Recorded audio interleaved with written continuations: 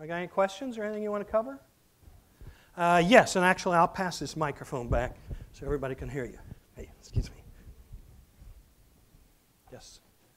There you go. Betty? I was just curious to know what precipitated the formation of the auto workers unions. It seems like the automakers were steady employers, and Henry Ford in particular, really took care of the employees. So what were the grievances? Yeah, well, they weren't pleasant places to work, and it was monotonous work. And I'm sure there were a lot of tough bosses, and, you were lucky to have a job. And that, we're coming out of the 19th century, and hey, you're a slave, And then they laid off a lot of people in the Depression. So there were a lot of people out of work and a lot of people in breadlines, maybe less in Detroit than some other places. And then the union movement was a global thing, the Wobblies and all that. So I think it was just kind of a natural evolution. And if you pass it on down that way, there's a gentleman over there. Right behind you, Mark. There's a fellow. Okay, go ahead. Sure. Yeah, that's thank right. you. What was the history behind the idea of having a new model every year? That was mainly, the credit usually goes to General Motors. Harley Earl and Alfred Sloan wanting to make it cool and keep moving them out the door, creating jobs and building the empire. When was it, roughly? Oh, gosh, the real annual model change, probably by the late 20s. That's when he did the LaSalle in 27. So I think, and definitely by post-war, they changed a lot every year. Any comments on Toyota's problems? Yeah, not a whole lot. I've been following it with great interest. There's no question that if you study it from a manufacturing or a company viewpoint, it's one of the greatest companies ever in any industry. And, everybody screws up once in a while, and it's a matter of how bad you screw up and how you handle it and what effect it has. I'm pretty confident they'll be fine.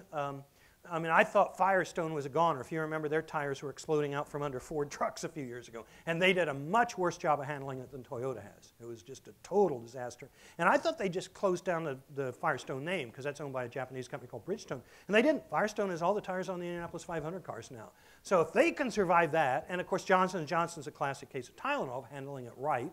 TWA totally blew them when the plane went down going to Paris, remember? The CEO got on the air and made a fool of himself. So, and I think Taco Bell, they've had rat in the food or something. Anyway, there's a long history of companies screwing up. They survive it. The better they are, the better they survive. Toyota is an amazing company. They will get it figured out. Do you think it gives American car companies a chance to regain some of their footing? They're going to use every chance they can. They're already making dramatically better products than they've made in a long time. The little Ford Fusion and the Chevy Malibu, they're getting the highest ratings of any U.S. car company products in ages. And so they've already got good products. It's a matter of convincing people to give them a try, in large part. And so it should, but on the other hand, Hyundai today is where Toyota was 20 years ago. Hyundai is the one that's taken over the world. And if they don't screw up, they're the one that may benefit the most. And then how does it play for Nissan and Honda? If Honda keeps their skirts clean, because Honda also is clearly just an amazing company with an amazing tradition of product quality and everything. Yes, one more over here. Would you like to try and make a prediction of where they'll be 10 years from now? No. I will tell you, because I was back at my 40th high school reunion, talking about General Motors, and I said, I don't know about the future, thank you, of General Motors. It may well be a division of a Japanese or German company someday. All I do know is that Chevrolet will be around and Cadillac will be around.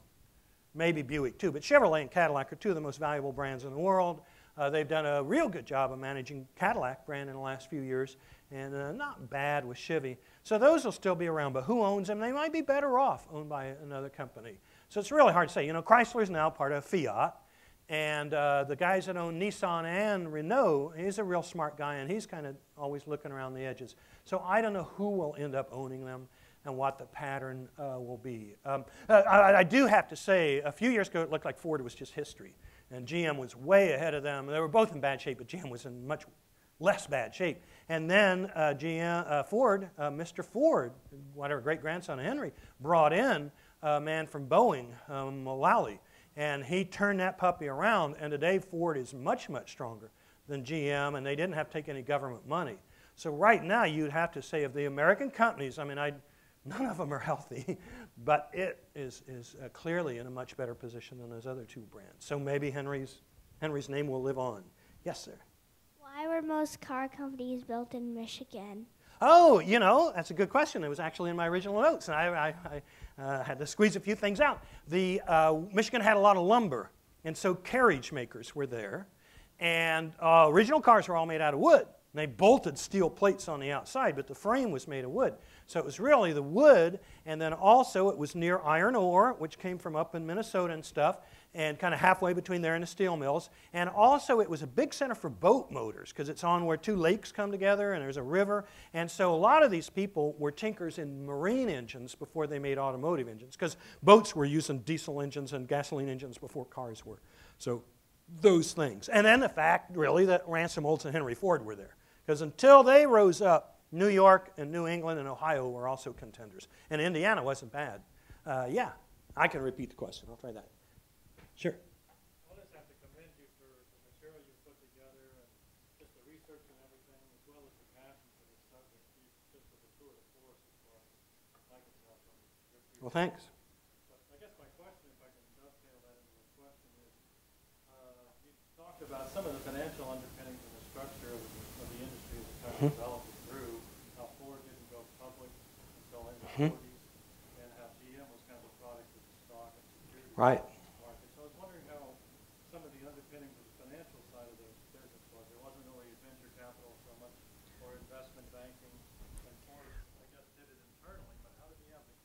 Yes.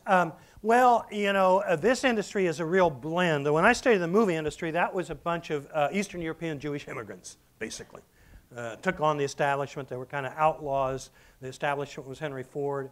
And then when I studied the airline industry, that was more like rich white guys, because it was hot, and the Vanderbilts and Rockefeller kids and everything invested in it. So it had big capital, especially after Charles Lindbergh flew across the Atlantic in 1927. This industry is more of a mix. There are not many rich people in this group, you know. Sloan would have been raised upper middle income, you know, maybe slightly rich. Henry Ford was dirt poor. Knudsen was dirt poor.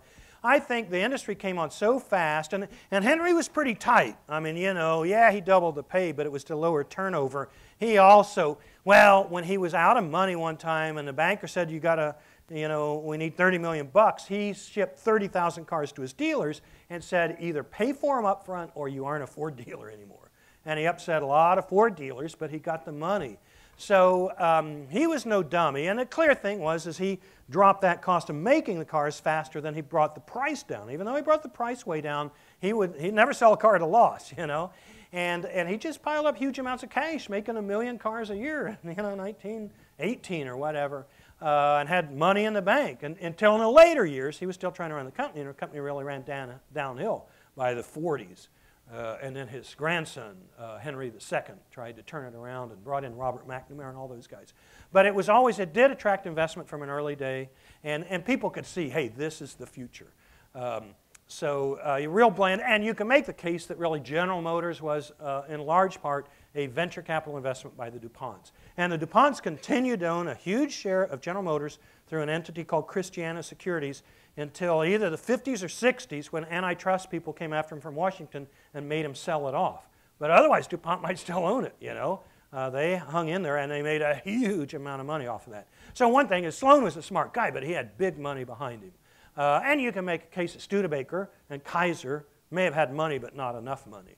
So it became a big money industry. It's interesting, Toyota, the Japanese government said, we're going to build an auto industry, and we're going to pick these 3 or 4 companies and build a huge auto industry. Toyota was not one of them. Honda was not one of them. Those were independent entrepreneurs. The big ones were Mitsubishi and guys like that who did not make huge success.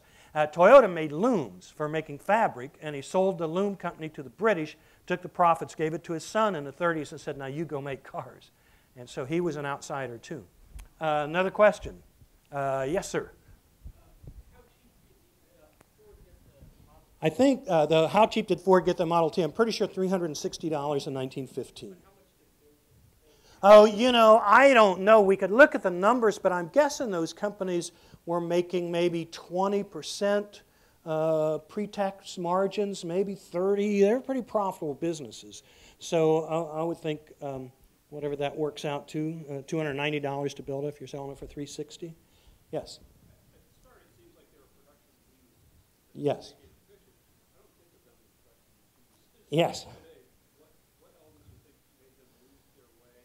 Yeah, the question is these guys are all written up in the books as production geniuses, and we don't think of them as that way today. Well, Toyota guys are production geniuses, and a lot of what Toyota knows they learned from GM and Ford.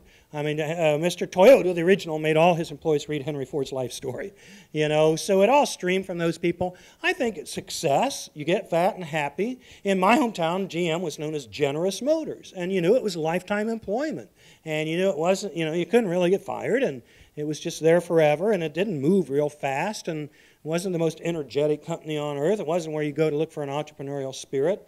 And I have to say, certainly widely held belief that I have trouble disproving would be to some extent the bean counters took over. That somehow in the era of Alfred Sloan, while he had all those financial controls and he had Donaldson Brown in a big position of power, Alfred Sloan clearly listened to Harley Earl. He clearly listened to William Knudsen, and Knudsen became his successor as president, the production guy. So he listened to the finance people, but they were one vote at the table. And I believe by the time Harlow Curtis and the other guys took over in the 50s and into the 60s and 70s, you'll see the CEOs of General Motors all came out of the finance part of the company, increasingly. And it can't be healthy for a company. Peter Drucker says a finance person can never run a great company because they think companies make money. They don't. They make cars or shoes or whatever. That's a quote on my website from old Peter Drucker. Yes?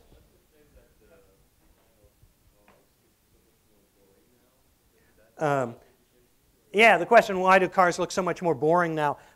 Oh, man, that's such a matter of personal judgment. My own feeling is that cars were really boring when the Japanese arrived. 15, 20 years ago, cars looked awful.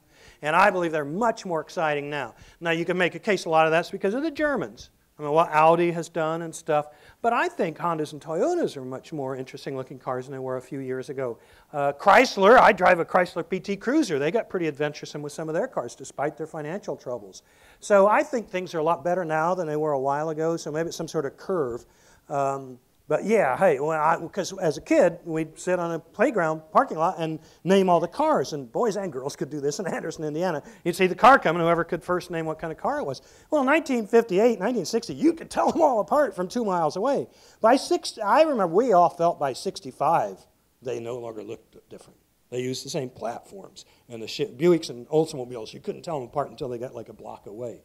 So I remember that sense because we'd all talk about it and complain about it as kids. Another question? Yes? Yeah. Okay. I'm just kind of curious in terms of your process of pulling together the presentation. I am too. How much time you put into it? I'm really impressed with just your... Well, that's nice of you. Well, I mean, the very short version is that this is 47 years of reading Fortune magazine and most everything I get my hands on about the auto. Not everything. I haven't subscribed to automotive news every year, just a few times. And then dove into a museum project while I was working on it and went to all the car museums. But then over the last 30 days, probably about 40 hours, primarily browsing the web for images is a big part of it. And then I got 2 volumes out in the car that are compendiums of the biographies of all these people. And I read just as much as I could, and I was reading right up to the last minute so I could remember all those dates and numbers. Those will fade. But you know, it's all got to start with it's just a cool industry. I mean, what could be more interesting except retailing, you know? Then we're really going to get into the fun stuff. Yes?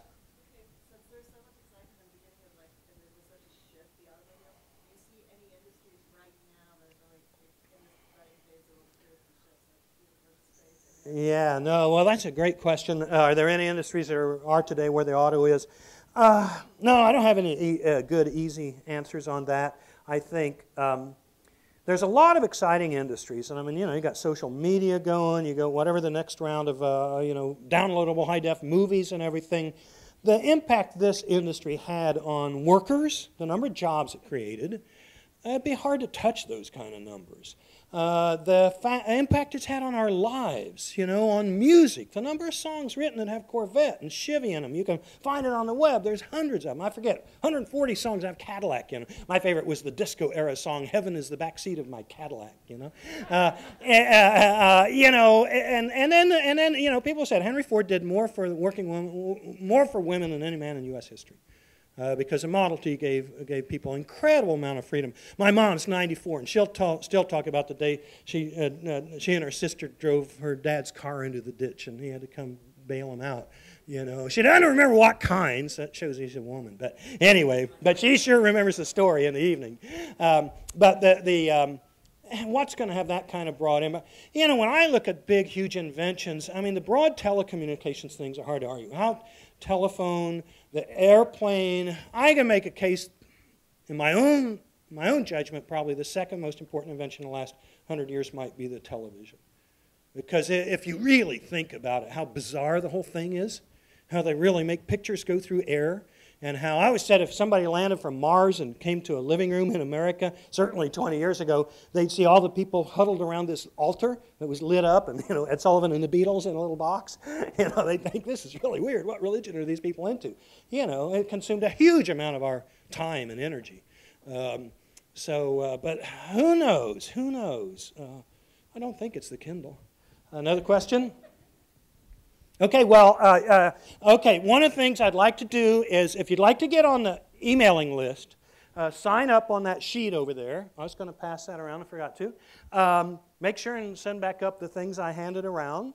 And I'm working on 3 more talks after retailing that I might give in the future. No, 4. I'm working on hotels and restaurants, broadcasting, brewing, and computers and high technology. But who knows? You know, I don't know. The whole deal now was just to do 4 of them, see if I survived those and anybody showed up. So the H&T Center, Herb Kelleher Center, are delighted that you showed up. And my business cards are over there.